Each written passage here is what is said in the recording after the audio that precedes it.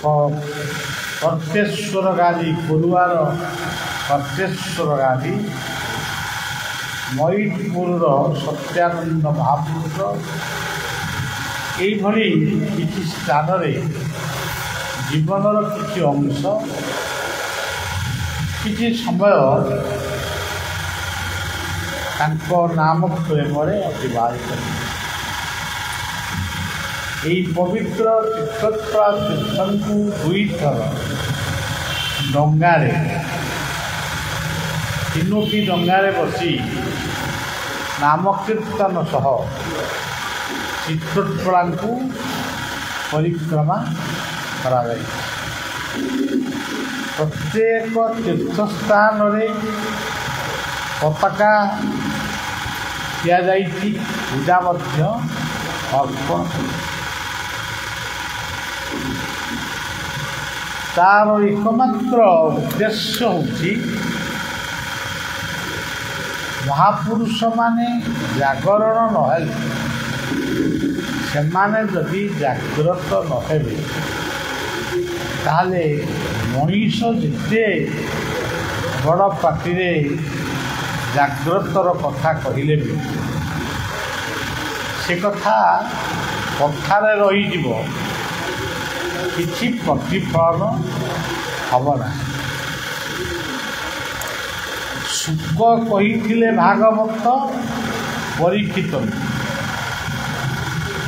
से कथा आज भी ओडिशार प्रति घरे भागवत कथा रही लोके भागवत शुणुन एमती एक ओडिया नहांती भागवतर विचारी धारी पाखरे नई भाव अच्युत लिखि जाइछन्ति अनेक संगीत भजन भविष्यत मालिका ये सब लिखिछन् किंतु आजिर प्रवक्ता माने केवल मालिका उपरे बेसी आलोचना कर से कथा को सुनिबा पाई अनेक मंच तांको निमंत्रण करे एवं को सम्मानित किंतु बलिया को कहीं से बिचरे डाकती ना कारण बलिया से सब कथा को महापुरुष कौन लिखिं कहीं लिखिं तार प्रकृत अर्थ कौन तो अर्थ किसी देना आमे आम मन को मन ये हम से एमती कही भूल भाल हो अपराध भी हम किंतु सी जो तत्वविद भजन लिखिं से कथा को प्राय भंजनिया माने जो माने भजन करती भंजनी भजन आजिकल से भजन भी उठीगला हूँ गोटा गोटा जगह से माने से गीत को पढ़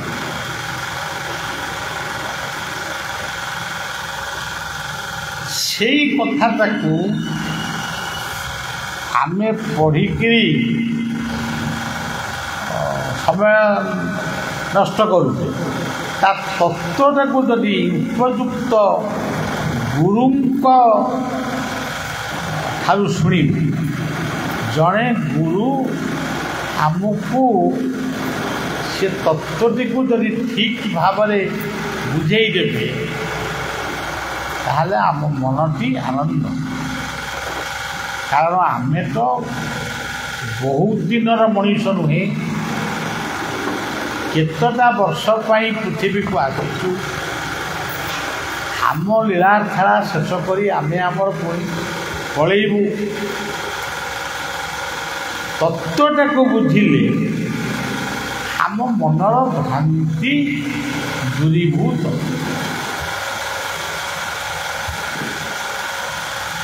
ସେଥିପାଇଁ ଭାଗବତରେ କହିଲେ ଯେ ଗୁରୁ ତତ୍ତ୍ୱରେ ଗୋଚର ଶିର ମଣ୍ଡିବ ତାପରେ। ଯେଉଁମାନଙ୍କ ପାଖରେ ତତ୍ତ୍ୱ ନାହିଁ, ଯେମିତି ଆମର ବୋଲାଯାଉଛି, କିନ୍ତୁ ବୋଲନ୍ତି କବିମାନେ ଦେଖିଛନ୍ତି ଏ ପ୍ରକାର କବି। ହାତରେ ମୋ ମୁଠା ମୁଠା ଶରଧା ବାଲି, ନରେନ୍ଦ୍ର ଜଳ ପରେ ମଥାରୁ। ସେ ନରେନ୍ଦ୍ର ପୁଷ୍କରିଣୀରେ ଗାଧେଇଲେ, ଶରଧା ବାଲିରେ ବି ବସି ନଥିଲେ, ଶରଧା ବାଲିଟି କୋଉଠି ତାକୁ ବି ଦେଖିନଥିଲେ। ସିଏ ଗୀତ ବୋଲିବେ, ଆମେ ସ୍ୱରଟାକୁ ଶୁଣିକିରି 10 ଦିନ 5 ଦିନ ଖୁସି ହଉ, ତାପରେ କଥା। ଆଉ ଗୋଟେ ଗୀତ ସେମିତି ଅଛି, ଜଗନ୍ନାଥ ହେ କିଛି ମାଗୁନାହିଁ। ଯଦି ଜଗନ୍ନାଥଙ୍କୁ ଆମେ କିଛି ମାଗିବୁ ନାହିଁ, ତାହେଲେ ଆମେ ଆଉ କାହାକୁ ମାଗିବୁ? ଯାହାକୁ ମାଗିବୁ ସିଏ କ'ଣ ଆମକୁ ଦେଇପାରିବ? ସେ କହୁଛନ୍ତି ଜଗନ୍ନାଥ କିଛି ମାଗୁନାହିଁ ତୋତେ, ଧନ ମାଗୁନାହିଁ ଜନ ମାଗୁନାହିଁ, ମାଗୁଛି ଶରଧା ବାଲିରୁ ହାତେ। ଯଦି ଧନ ଆମ ପାଖରେ ରହିବ ନାହିଁ, ଏଇଭଳିଆ ଗୋଟେ ସତ୍ସଙ୍ଗ କେମିତି ହେବ? ଆମେ ଘର ଦ୍ୱାର କେମିତି କରିବା? ପୁଅ ଝିଅ ବାହାଘର କେମିତି କରିବା? ଭୋଜି ଭାତ କେମିତି କରିବା? ଧନ ମାଗୁନେଇ ଜନ ମାଗୁନେଇ, ମାଗୁଛି ଶରଧା ବାଲିରୁ ହାତେ। ଆମ ଚିତ୍ରକଳା ନଦୀରେ ବହୁତ ବାଲି ଅଛି, ସେଇ ବାଲିରୁ 2-3 ହାତ ଯଦି ଆମକୁ କିଏ ଦେବ, ଆମେ ଯଦି କ'ଣ କରିବୁ? ନଡ଼ିଆ ଗଛ ଲଗେଇବୁ କି ଆମ୍ବ ଗଛ ଲଗେଇବୁ କି ଟାକୁନା ଗଛ ଲଗେଇବୁ, କେଉଁ ଗଛଟି ଲାଗିଲେ ସେ ବାଲିରେ ହେବ? ଯଦି ଘର ବଖୁରିଏ କରିବୁ, ସେ 3 ହାତ ବାଲିରେ ହେଇପାରିବ? ହେବ କେମିତି? ଏଇ ଆପଣଙ୍କର ଦେଖନ୍ତୁ, ଉତ୍ତରାଖଣ୍ଡରେ ବାଦଲ ଫାଟିଲା, ବର୍ଷା ହେଲା, ଗୋଟେ ଗାଁରୁ କୋଠା ବାଡ଼ି ହୋଟେଲ ସବ ଭାସିଗଲା। ପ୍ରକୃତ ବାସ୍ତବ କଥାକୁ ଆମକୁ ମାଗିବାକୁ, ଯାହା ଆମର ପ୍ରୟୋଜନ ତାକୁ ଆଉ କାହାକୁ ନ ମାଗି ତାକୁ ହିଁ ମାଗ। ଆଉ ଭିକାରୀ ଭଳି ସମସ୍ତଙ୍କୁ ମାଗିବ, ସେଥିରେ ତମର ମହତ୍ଵ ନଷ୍ଟ।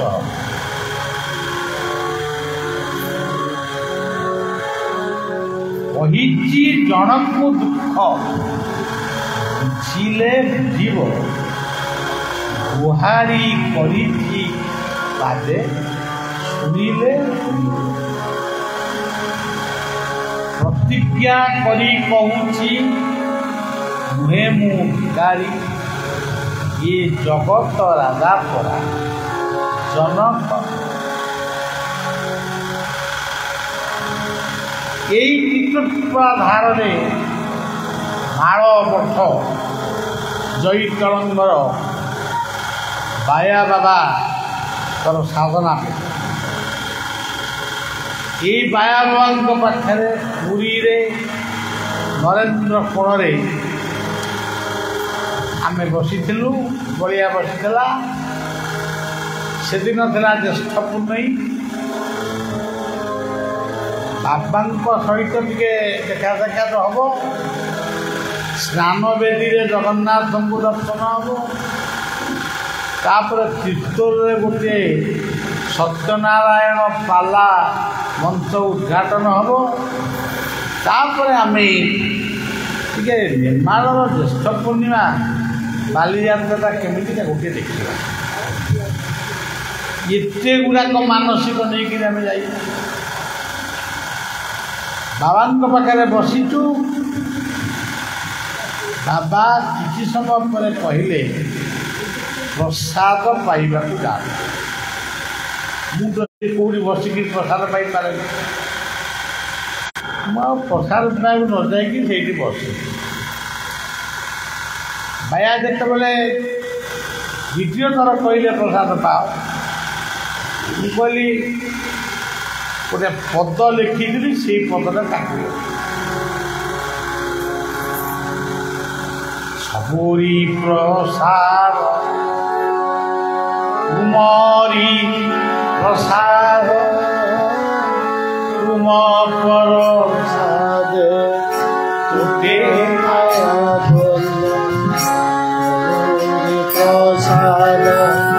कुमारी प्रसाद तुम प्रसाद तुटे सबरी प्रसाद कुमारी प्रसाद सबरी प्रसाद कुमारी प्रसाद तुम प्रसाद तुटे माया धन तुम प्रसाद तुटे माया गुरुंकर कृपा हेले पितृमातृ आशीर्वाद संघ शास्त्र आशीर्वाद गुरु गुरुजन मानकर आशीर्वाद जीवनटा गोटे जीवनटा धन्य आईपत्र टे पकई प्रसाद टे पाई चली जीवु से कौन आम लाभ लाभ हम कि प्रकृत लाभ होती भागवत कहते मनुष्य जन्मर ये लाभ जदि गोविंदे करे ये गोटे सुंदर घर ये आम लाभ नुहे आम श्रमर अर्थ लाइट जलुची माइक पारे ये सब प्रसाद पाँच लोग ये सब श्रमर तेरे वर्तमान जो भजन है प्रार्थना है प्रार्थना पर जो सत्संग है पदे विपद कथा आलोचना है किसी कथा आम भूलीगल आउ किसी कथा मन रखी सेतिकी हूँ जीवन लाभ किंतु आमे ताश खाई समय नष्ट कर बुली खटी गप गपिकी समय नष्ट कर बजार में बसी बसी समय नष्ट किंतु सत्संग बसी पदे अधे कथा शुणा आमे कहू आम डाकिले आमे कहू आमर समय एमती समय नहीं कहू कौ दिन तुम समय आसी पहुँच नथिबे केही रखिबाकु मृत्युवे जना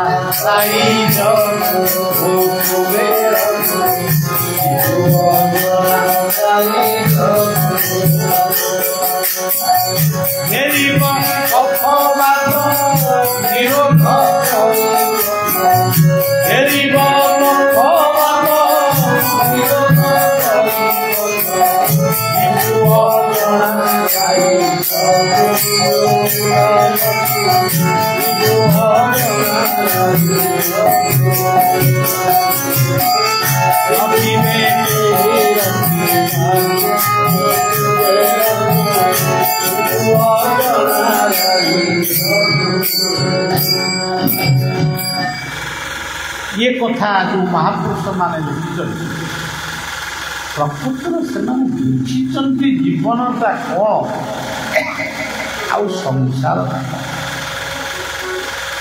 तेणु से कथा को लिखिले यही पंच सखा जुगर जड़े महापुरुष लिखिले उड़ुछि काल संसार मने नाई आउ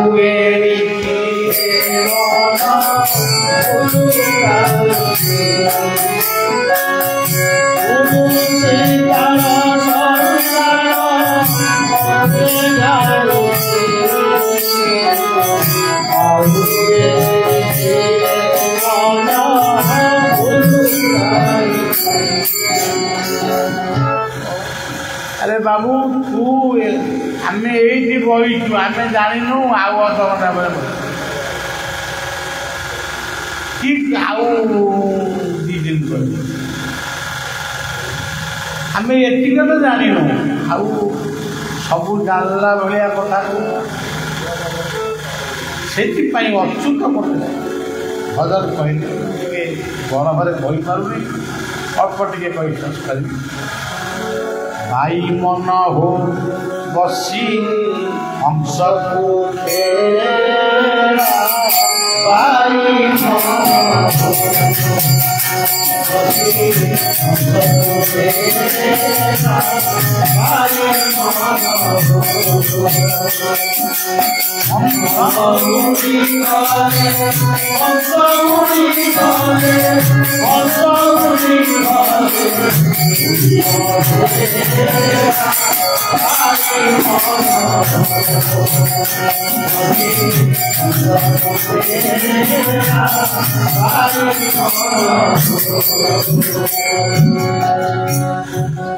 मोर जीवन पुष्करिणी रे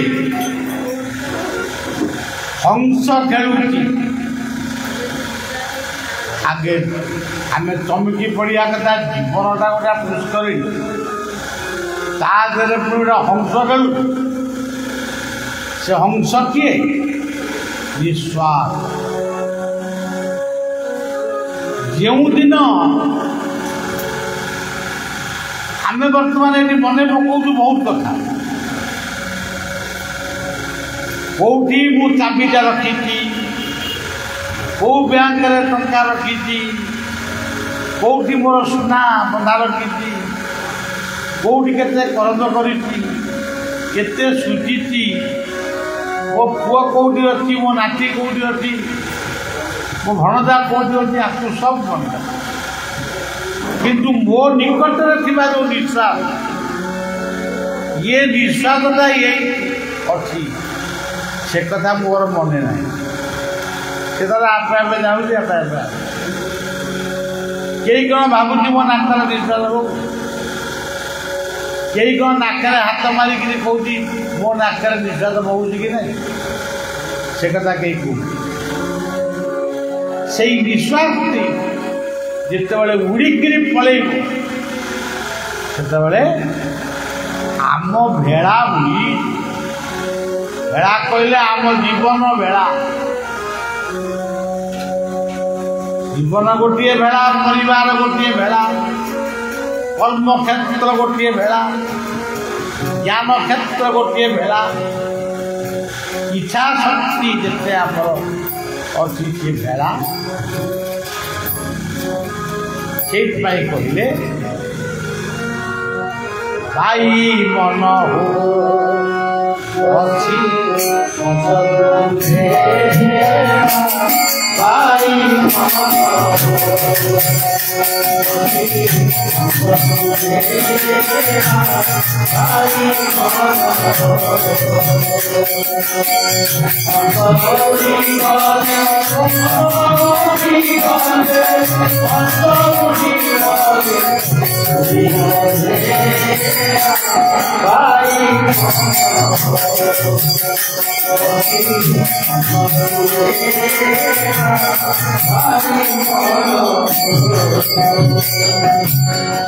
ତାପର ପଦରେ କହୁଛନ୍ତି ପୋଖରୀ କୋଟି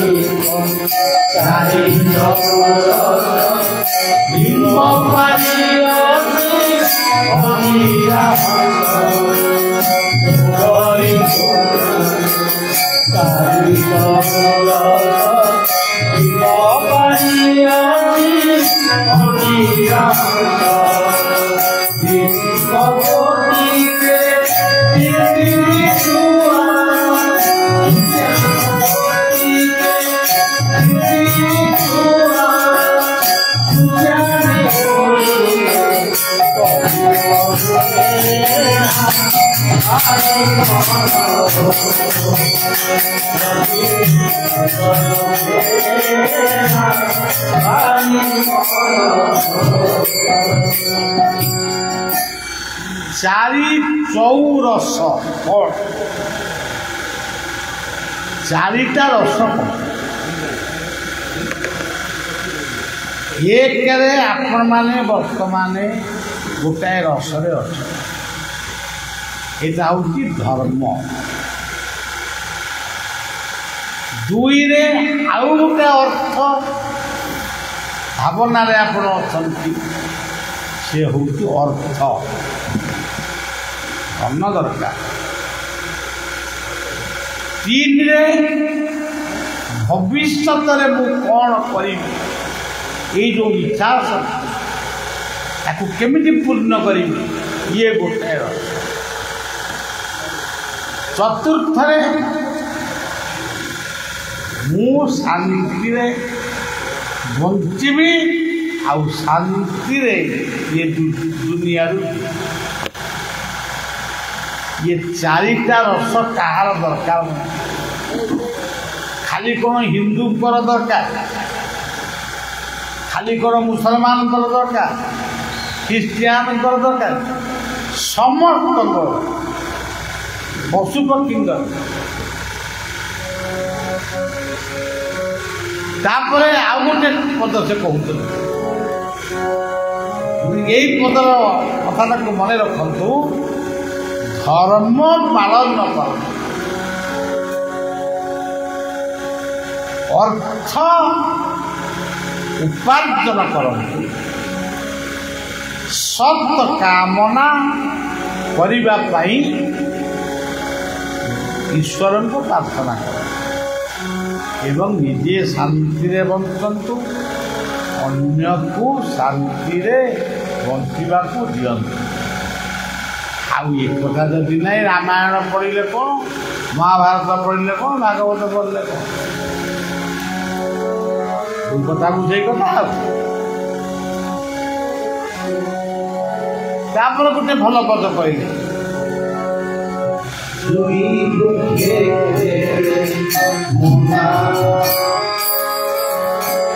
ସର୍ପକୁ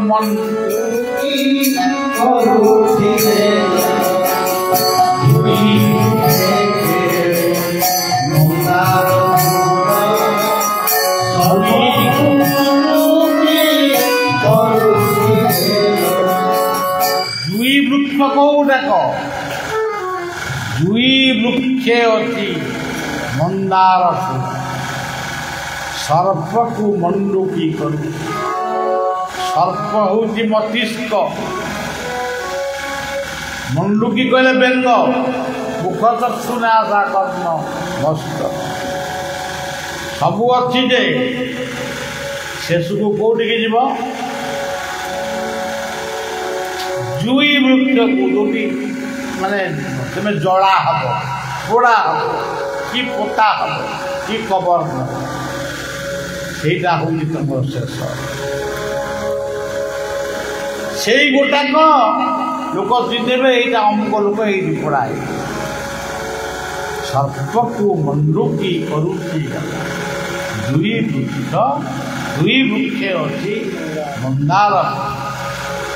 ସେଇ କଥାକୁ ଅଚ୍ୟୁତ କହିଲେ ଗୀତ ଚାରିପଟ ଅର୍ଥ ବହୁତ ଭାବରେ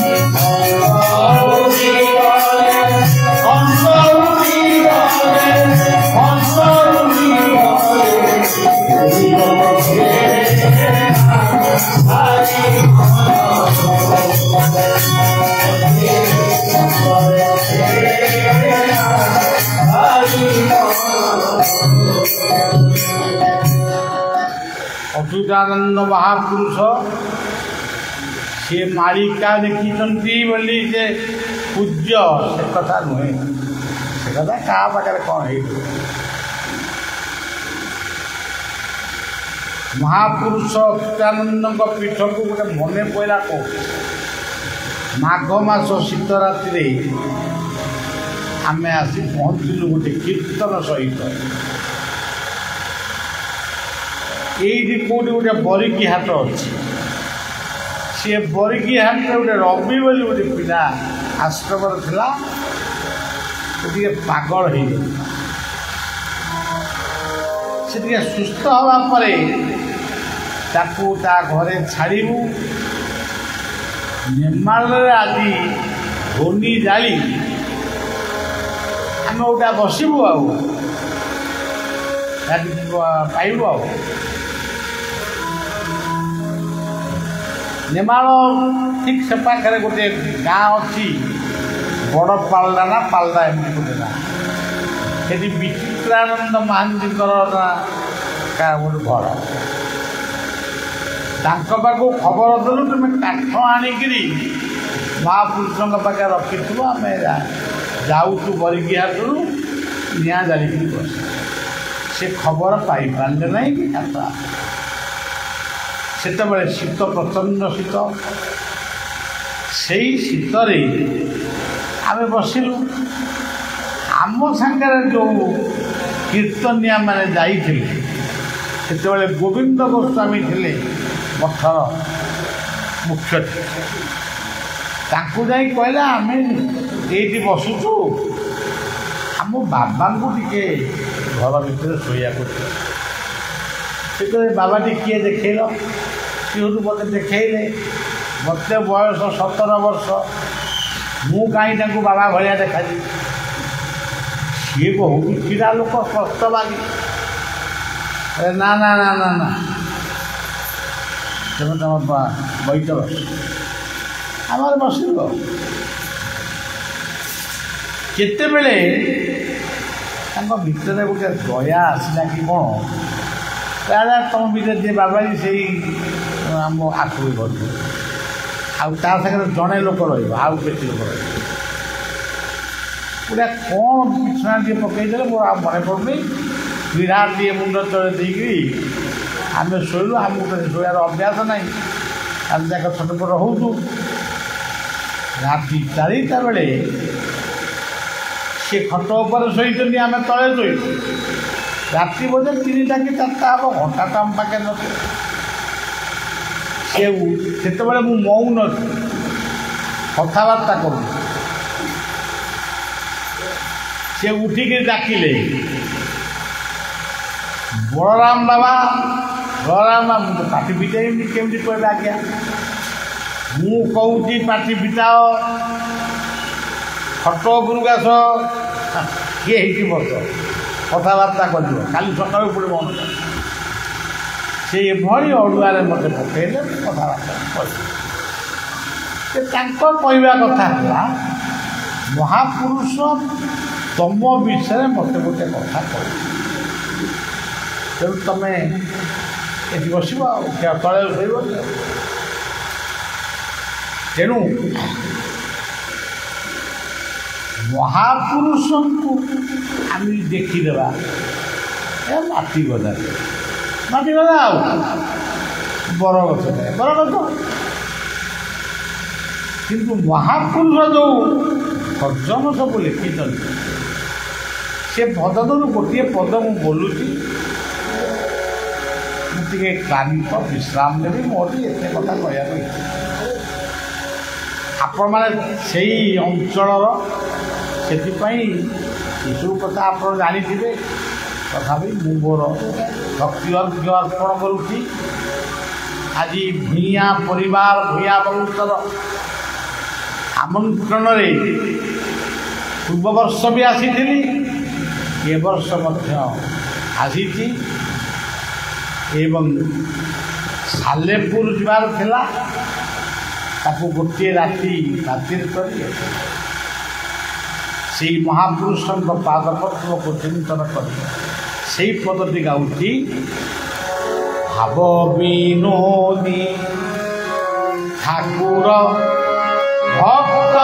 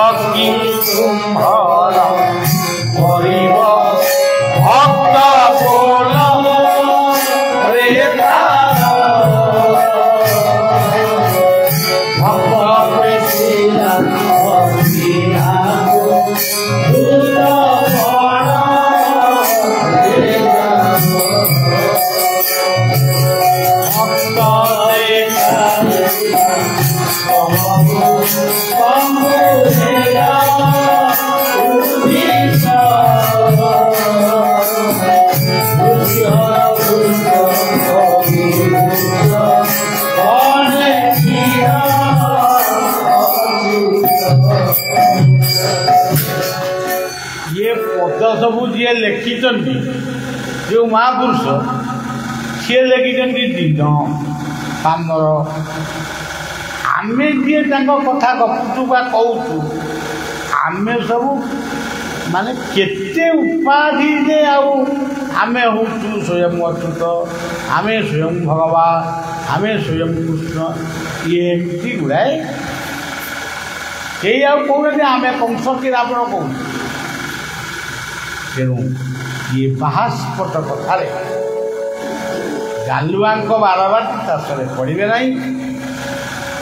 ମହାପୁରୁଷଙ୍କ ପ୍ରତି, ଚିତ୍ତୋତ୍ପଳା ତୀର୍ଥ ପ୍ରତି ଏବଂ ଗାଁ ପରିବାର ପ୍ରତି, ସାଧୁ ସନ୍ଥ ଶାସ୍ତ୍ର ଗୁରୁଜନମାନଙ୍କ ପ୍ରତି ଆପଣମାନଙ୍କର ଭକ୍ତି ରହିଲେ, ଆଉ ଭକ୍ତିରେ ପ୍ରୀତି ରହିଲେ ନିଶ୍ଚିତ ଭାବରେ ଏ ଭବ ସଂସାରରୁ ଆମେ ଉଦ୍ଧାର। ତେଣୁ ଆଜିର କଥା ତାଙ୍କରି କଥା, ତାଙ୍କରି ପାଦରେ ଅର୍ପଣ କରି ଇଏ ଗ୍ରାମର, ଇଏ ପଞ୍ଚାୟତର, ଇଏ ଜିଲ୍ଲାର, ଇଏ ପରିବାରର ଆଉ ଯେଉଁମାନେ ଆପଣମାନେ ବସିଛନ୍ତି ସମସ୍ତଙ୍କର ମଙ୍ଗଳ ଚିନ୍ତା କରି ନମସ୍କାର କରି କଥାକୁ ଏଇଠି ଜୟ ଜୟ ରାଧା ହରି